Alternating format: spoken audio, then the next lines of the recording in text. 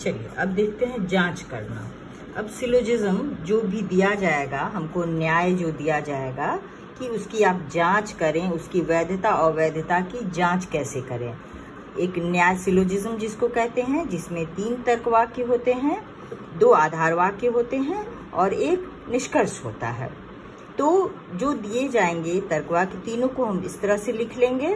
तो यहाँ पर जो एक दिया गया है यह न्याय सिलोजिज्म जिसको कहते हैं, यहाँ यह पहला तर्क वाक्य है जिसको हम बृहद तर्क वाक्य कहते हैं, all learned people are intelligent. दूसरा है some Indians are not intelligent और निष्कर्ष है some Indians are not learned people. इसको आप इस क्रम में लिख लेंगे हम, बृहद वाक्य, लघु वाक्य और निष्कर्ष, जो वहां दिया ही रहेगा, जो आपको समझ में आ जाएगा। और हम ये जानते हैं कि किसी भी न्याय में 3 पद होते हैं, एक बृहद पद होता है, एक लघु पद होता है और एक मध्यम पद होता है, और तीनों ही पदों का प्रयोग 2-2 बार किया जाता है। लघु पद मेजर टर्म और माइनर टर्म क्या होते हैं? निष्कर्ष का जो सब्जेक्ट होता है और प्रेडिकेट होता है। तो निष्कर्ष का के प्रेडिकेट को हम मेजर टर्म कहते हैं और निष्कर्ष के सब्जेक्ट को हम माइनर टर्म कहते हैं। और इन दोनों का प्रयोग आधार वाक्यों में होता है। और आधार वाक्य में जो जिन पदों का प्रयोग 2 बार होता है वो मिडिल टर्म होता है, अर्थात मध्यम पद होता है।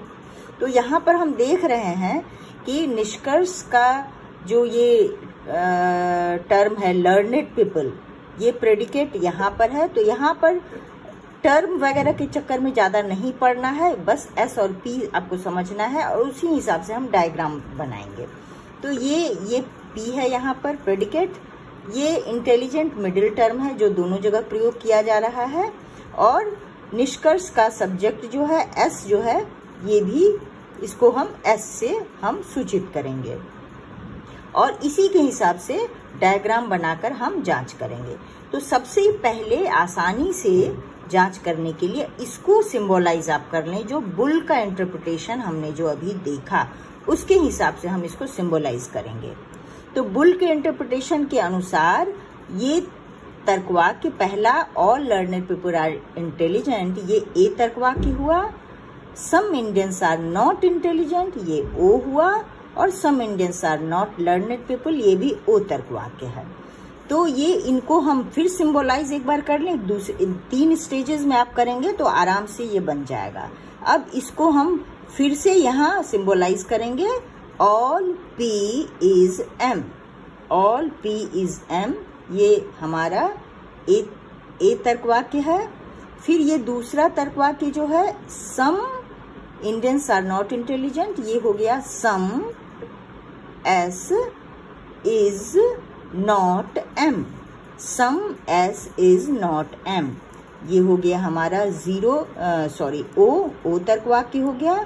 और ये निष्कर्ष some S is not P, some S is not P, ये भी हमारा ओ तर्कवाक्य है। तो ये सिंबलाइज कर लेंगे तो आगे बढ़ने में आपको सुविधा होगी, इससे कंफ्यूजन हो सकता है, इसलिए इसको पहले हम इस ढंग से सिंबलाइज कर लेंगे। और अब आप याद करेंगे बुल का इंटरप्रिटेशन जिस तरह से तर्कवाक्य का किया गया था, 4 जो हमने सीखा था, इसको ध्यान में रखना है। ये ए ई आई ओ और इसी फॉर्म में ये आपको मिल गया। ये आपका ये ए है पहला तर्कवाक्य, दूसरा ओ है, तीसरा भी ओ है।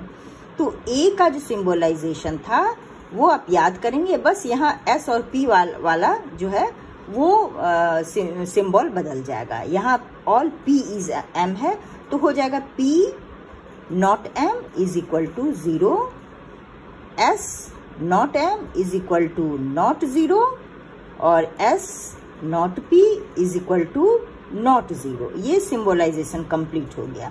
अब आप आएंगे डायग्राम पे।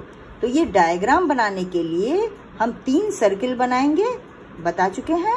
एक सब्जेक्ट आपको बता रहा है, एक सब्जेक्ट है और दूसरा प्रेडिकेट है और तीसरा जो है वो मिडिल टर्म है। हमारा सब्जेक्ट यहाँ क्या है आप देख लीजिए, ये इंडियंस है, प्रेडिकेट हमारा क्या है? लर्नड पीपल है, और मिडिल टर्म हमारा क्या है? इंटेलिजेंट है।